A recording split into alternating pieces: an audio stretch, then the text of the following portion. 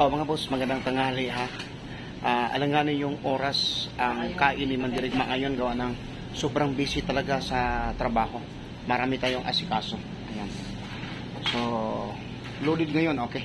Ito, yung isa pang naka-off duty siya ngayon, yung isang staff ng 7-Eleven. So ngayon, ito yung pagkain ko sa tanghali ha.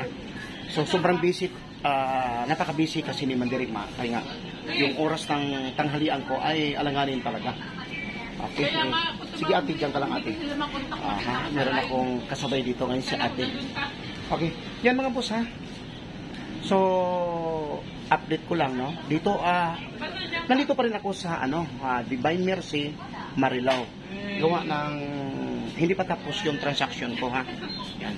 So, 7-Eleven, Divine Mercy ulit tayo ha. So, kagabi dito tayo kumain. Ngayon naman, dito naman tayo kakain ulit. Sobrang talaga mga boss. Okay. Ayan. So, loaded yung ko para hindi na po kakain ng tanghal, hapunan. So, yung ulam natin, chicken, fried chicken, drumstick. Punta ka dito. Tapos, meron tayong cheesy. Napakasarap nito mga boss. Punta ka dito, tikman nyo dito sa 7-Eleven. Ito, gustong gusto ko to. Yung cheesy mushroom yan, gustong gusto ko ito. Talagang pasok sa panglasa ni Mandirigma. Yan ito. Punta ka dito, So, di ba sa Quiapo? May sakayan doon, isang bus lang dito. Boss, si ate, ikaw ba ate, kumain ka na? Kumain ka na? Ayan mga boss, bagong tropa ni Mandirigma dito sa Divine Mercy, ha? Kumain ka na? Kumain na pala siya, manglibre sana ako. Kumain na naka-absulto ako ngayon, ha? Kasi kumain na siya, Okay, mga boss. Paano? Kakain mo na ako, ha? So,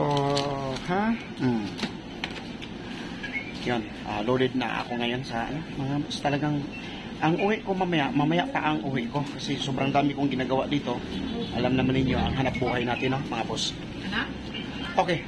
So, paano mga boss, yun. Kain muna tayo, ha. So, bati-bati na lahat, ha. Huwag kayong mag-away-away, ha. Okay.